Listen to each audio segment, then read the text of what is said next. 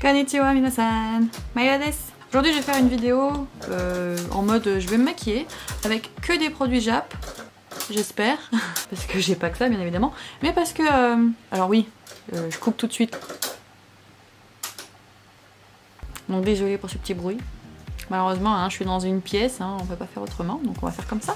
La semaine dernière, je suis allée au pop-up store de RMK. Donc RMK, c'est une marque de produits cosmétiques japonais, donc principalement du make-up. Ils font aussi un peu de skincare, je crois. Ça, je suis pas sûre, parce que cette marque, je ne l'ai jamais achetée chez eux, étant donné que c'est une marque en fait qui est haut de gamme, japonaise. Donc en gros, ça va être dans les prix de Dior, de Yves Saint Laurent, enfin vous voyez le topo. Et donc quand je suis allée au Tokyo Girls Collection, la marque était là, elle était présente, il y avait un stand et en général tous les stands t'avais des cadeaux. Hein. Donc quand j'y suis allée, t'as eu juste un petit sachet avec quelques échantillons et en échange t'avais aussi un ticket qui te disait bah après si tu veux d'autres cadales, faut aller au pop-up store qui va ouvrir dans pas longtemps. Donc forcément moi conne comme je suis, je me suis dit bah je vais aller au pop-up store puisque c'est pas la première fois que je vais faire des pop-up stores et en général au Japon dès qu'il y a un pop-up store, punaise, je sais pas combien de fois je l'ai dit. Et bien, en gros, c'est genre, ils font un événement spécial pour un nouveau produit d'une marque et en général, il y a une queue de dingue pour rentrer dans le pop-up store, donc c'est vraiment trié, tu peux pas rentrer quand tu veux, c'est dès qu'il y a de la place en fait. Et à l'intérieur, tu peux découvrir les nouveautés et en plus ressortir avec un cadeau taille full size. Ça déconne pas. Donc je me suis dit, bah je vais y aller, ils vont forcément donner des cadeaux, peut-être full size. Et en fait non. Quand j'y suis allée, t'as la présentation, ils te demandent de faire des photos et de poster en échange sur les réseaux sociaux tes photos avec les hashtags qu'ils te demandent, parce que si tu fais ça, et bah t'as pas le cadeau. Donc bah, j'ai fait ce qu'ils m'ont dit, donc d'où le fait que je vous ai spammé à fond avec plein de photos à la con et des hashtags qui ne veulent rien dire. Et en fait je suis ressortie quand même avec un cadal, mais avec des petits cadeau. Donc déjà on ressort avec un sachet comme ça, oh là là la luminosité elle s'assombrit de ouf là. Et en fait à l'intérieur il y a juste énormément d'échantillons. Comme il y en a mais vraiment plein, je me suis dit bah, on va faire une petite vidéo genre on va tester la marque, voir ce que ça vaut parce que bah c'est pas donné quoi, c'est un truc qui coûte la peau du cul et puis bah voilà quoi. Hein. Alors par contre au pop-up store tu pouvais quand même ressortir avec des produits genre presque full size. Je dis presque parce qu'en fait ils vendaient sans deck du 12 ml, 15 ml, donc c'était des petits produits comme ça. Sur le coup je croyais que c'était la taille, la full size, j'étais là en mode... Et ils vendaient ça entre 1800 pour la base make-up et 2200 pour le fond de teint, pour 15 ml. Tu as genre ceci où tu avais tous les échantillons qui étaient accrochés dans la petite pochette, donc il y a tout ça. Hein. Voilà. T'es censé avoir les échantillons de tous ces produits. Et quand tu regardes, bah voilà, c'est ça.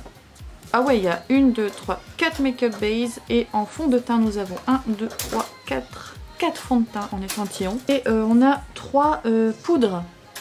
C'est vraiment sympa, ça c'est cool. Ça permet du coup de tester cette marque et on va voir ce que ça vaut, si ça vaut le coup de payer. Alors attention, là je vois un fond de teint coûte 4500, un autre qui coûte 5000.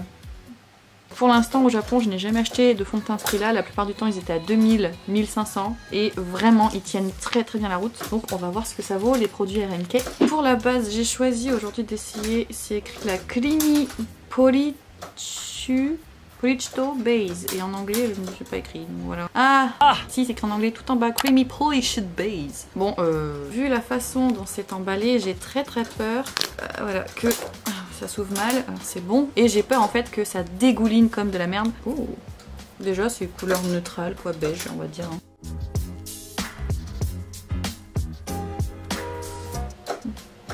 Bon bah c'est une base hein. Mais je dépenserai pas 3500 yens pour ça. En tout cas elle lisse bien la peau. Enfin elle lisse et brille bien la peau, j'aime bien. Je vais tout de suite mettre mon anti-cerne avant de passer au fond de teint qui est le Emoda que j'ai eu dans un magazine. Puisque je n'ai plus rien de... j'ai plus d'anti-cerne. Hop. Ces derniers temps, je l'utilise lui parce que bon, je trouve qu'il fait bien l'affaire. Vous voyez, ça éclaircit un peu. Donc pour le fond de teint, j'ai choisi celui-ci. Je me suis dit autant prendre le plus cher, qui est voilà celui-là, qui s'appelle le Gel Creamy Foundation. Ah oui, c'est quoi la couleur? La couleur, c'est écrit 102. Voyons voir. Ça a intérêt à être naturel parce que les fonds de teint japonais en général, ils les font ocre, mais quand je dis ocre, c'est limite ça vire vers le orange. Bah ça commence par cette couleur déjà. Alors voyons voir le carnage. Après, la texture est sympa, texture fond de teint quoi. Ouais, faites pas gaffe à mon mec, hein, il s'énerve derrière.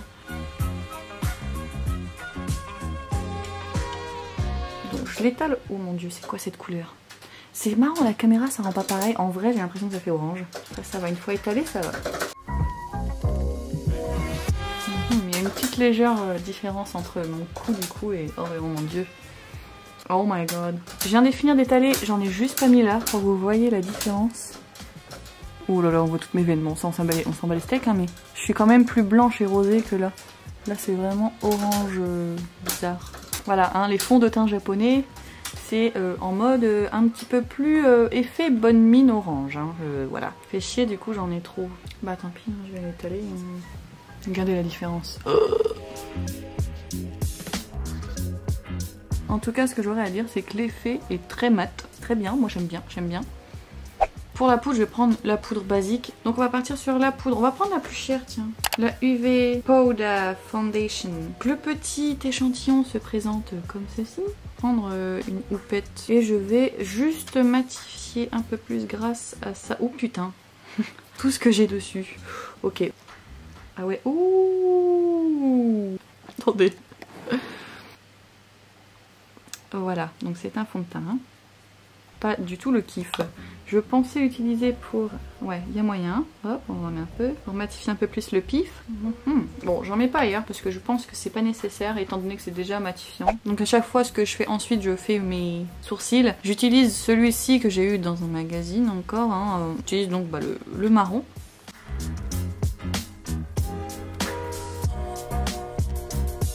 Et après j'utilise ce eyebrow mascara de la marque Vissé, donc c'est celui que j'achète depuis 2-3 ans de toute façon. Donc j'utilise surtout, c'est pour faire maintenir mes poils, comme ça ils bougent pas trop. Oula, c'est un peu chier là.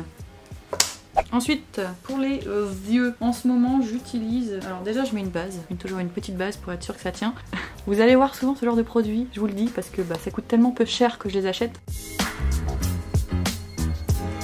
Ensuite, en ce moment, j'utilise ce eyeshadow. Celui-ci, c'est celui que j'ai eu gratuit là au gros lot à Tokyo Girls Collection chez Coffret d'Or. Et celui-ci n'existe qu'en un seul coloris, qui est doré.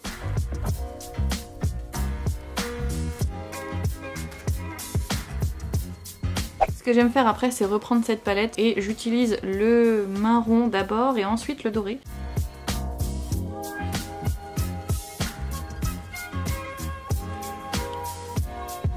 Ensuite, pour les coins internes de mes yeux, j'utilise ce petit eyeshadow de la marque Make.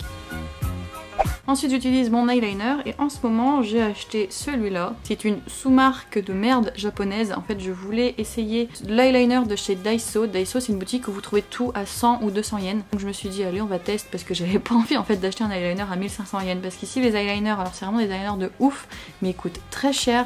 Moi je trouve que c'est cher 1500 yens pour un eyeliner, surtout quand tu vis au Japon en fait. Hein. Quand tu viens en voyage, ça coûte tard, tu t'en fous, mais voilà, moi ça m'a fait chier. Et mine de rien, il fait bien le taf, il tient bien la journée. Donc si vous voulez aussi vous acheter un eyeliner à moins de 12 €, bah, franchement je vous le conseille. Ensuite après l'eyeliner, j'aime bien mettre des... fossiles. Là en ce moment j'utilise des tout petits comme ceux-ci et en fait à la base ils sont de ces fossiles là, donc ils sont très longs et en fait je les coupe parce que moi les longs fossiles ça me saoule. Et bien évidemment j'utilise ça aussi avec une colle à fossiles japonaise qui est de la même marque et pour moi c'est la seule qui marche bien. Ce que je fais aussi en général, c'est le temps que ça sèche un peu, puisque faut pas les coller tout de suite, hein, sinon ça tient pas. Hein. C'est encore trop liquide, il faut attendre que la colle devienne un petit peu élastique. Et bien je me poudre avec mon contouring, moi je le fais avec ça. Ça vient de chez New Look, hein, donc c'est pas japonais. C'est le seul truc je crois qui n'est pas japonais là, ce que je fais. Donc voilà. J'en mets un petit peu sur mon nez. Maintenant on va passer à l'highlighter et en ce moment j'utilise celui-ci que j'ai eu dans le magazine Gina et j'adore celui-là en ce moment, j'utilise tout le temps, le Fenty c'est plus mon chéri. Regardez cette couleur de dingue. Donc j'aime bien utiliser le clair, l'espèce de doré, hein, c'est un doré que je mets là, regardez-moi ça. J'aime bien mettre un peu là, hop, un peu là et un peu là, voilà. Et je rajoute le foncé, mais légèrement, parce qu'il est très très fort comme vous pouvez le voir. Et une fois que j'ai fait ça, il me reste le mascara qui est de chez NYX. c'est celui que j'ai acheté avant de partir. Donc je l'utilise un peu parce que comme mes fossiles que je mets sont juste visibles à cet endroit, et bien bah, je mets mon mascara sur le reste, hein. Voilà. Et pour rester dans le make-up nude, eh bien je vais utiliser les seuls à peu près produits japonais que j'ai pour les lèvres qui sont encore de la collaboration Gina. Et ce sont deux gloss très nude. Il y en a un qui est limite transparent, un peu pailleté, et l'autre qui est un petit peu plus foncé. Donc j'aime bien soit en utiliser un ou l'autre, ou des fois les combiner. Du coup là je les combine pour que ça fasse foncé, parce que j'aime beaucoup le côté foncé nude et plus le côté pailleté du clair. Et voilà mon make-up 100% produit japonais, avec beaucoup de produits qui sont dans les magazines, hein, je vous l'accorde. Et surtout avec le fond de teint haut de gamme japonais de la marque RMK.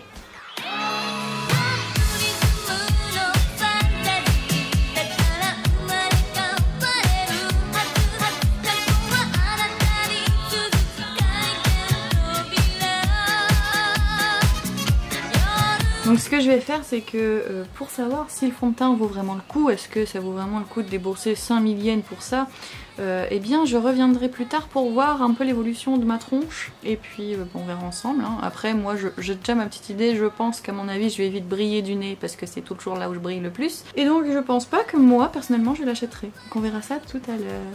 6.5 hours later. Il est 17h, donc je filme tout de suite en fait parce que j'ai voulu me poser à ma place habituelle. Pas de luminosité, non. Donc je dois me mettre devant la fenêtre magique. Et bah comme je pensais, mon nez brille de ouf. Et c'est très rare maintenant qu'un fond de teint me fait ça. C'est dégueulasse. Puis bon, on dirait qu'il y a, ouais, dès que mes lunettes elles touchent mon nez, pouf, beaucoup de gras. Donc bah verdict, c'est un fond de teint des plus basiques, hein. Pas besoin de dépenser 5000 yens pour ça, donc même si c'est une marque haut de gamme, ça vaut pas les 5000 yens, on est d'accord? Sinon à part mon nez, franchement tout le reste est vraiment génial, il n'y a pas à dire, voilà quoi. Enfin, après j'ai maintenant énormément d'autres, enfin énormément, j'ai utilisé d'autres fonds de teint qui me font le même résultat pour moins cher. Mais sinon, je me suis dit que je vais faire cette vidéo pour découvrir la marque RMK et pourquoi pas carrément la tester au niveau des bases de fond de teint vu que j'ai que ça. Et vous montrer aussi d'autres cosmétiques japonais que j'ai utilisés pour faire ce make-up. Donc j'espère que ça vous a plu. On se dit à la semaine prochaine comme d'habitude. N'oubliez pas de me suivre sur Instagram où je poste beaucoup de stories et de photos, plus que sur YouTube du coup parce que ça prend trop de temps à faire une vidéo. Si jamais vous souhaitez me soutenir, j'ai une page Ko-fi qui est là pour ça. Merci de regarder, bye bye matane.